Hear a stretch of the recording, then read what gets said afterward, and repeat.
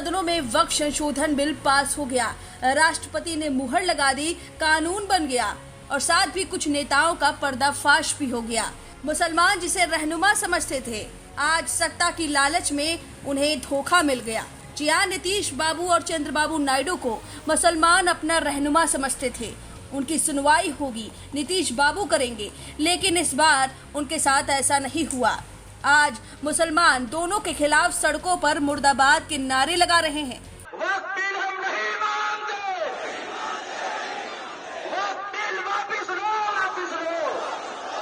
मोदी सरकार मुर्दाबाद, मोदी सरकार मुर्दाबाद, नीतीश कुमार मुर्दाबाद, चंद्रबाबू नायडू मुर्दाबाद।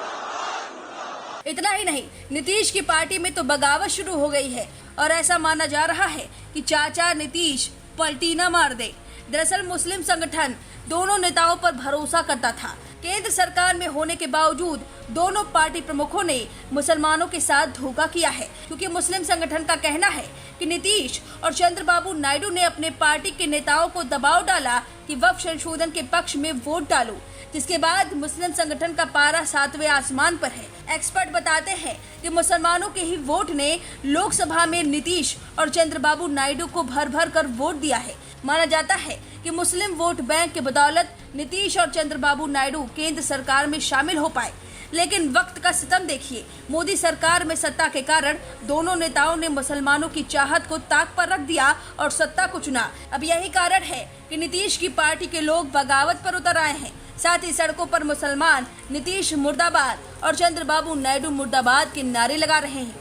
बिहार में इसी साल चुनाव है और इतना बड़ा झटका नीतीश क्या सह पाएंगे? कहीं वो पलटी ना मार दे, ऐसा एक्सपर्ट बताते हैं। दरअसल वक्फ बिल पारित होने के बाद जेडीयू में इस्तीफों की झड़ी लग गई है। एक के बाद एक 5 नेताओं ने पद और पार्टी की प्राथमिक सदस्यता से इस्तीफा दे दिया था। इस्तीफा देने वालों में जेडीयू अल्पसंख्यक मोर्चा के प्रदेश सचिव मोहम्मद शहनवाज मलिक, मोहम्मद कासिम अंसारी, तबरेज सिद्दीकी अली, नदीम अख्तर और राजू नैयर के नाम शामिल हैं। जेडीयू महासचिव और पूर्व राज्यसभा सांसद गुलाम रसूल बलियावी भी पार्टी छोड़ चुके हैं। एक के बाद एक इस्तीफों को फर्जी बताते हुए जेडीयू प्रवक्ता राजीव रंजन प्रसाद ने कहा था कि ये लोग पार्टी में किसी भी पद पर नहीं थे। उन्होंने दावा किया कि जेडीयू वक्फ बिल के समर्थन में एकजुट है।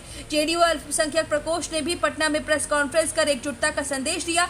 इस प्रेस कॉन्फ्रेंस में एमएलसी गुलाम गौस और पूर्व राज्यसभा सांसद अशफाक करीम जैसे नेता मौजूद थे, जो वक्फ बिल का मुखर विरोध करते हैं। गुलाम गौस और अशफाक करीम प्रेस कॉन्फ्रेंस में मौजूद जरूर थे, लेकिन कुछ कहा नहीं और बीच में उठकर भी चले गए। इसे वक्फ बिल को लेकर पार्टी में चल रही उथल पुथल से जोड़कर देखा जा रहा है।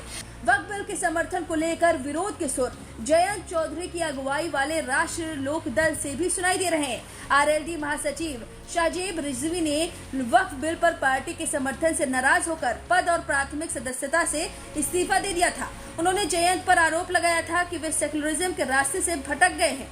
शाहजेब के इस्तीफे पर आरएलडी के मीडिया प्रभारी भूपेंद्र चौधरी ने कहा था कि जो इस्तीफा देने की बात कह रहे हैं वे किसी पद पर नहीं थे। तो यानी कि बात छुपाई जा रही है, लेकिन छुप नहीं पा रही है।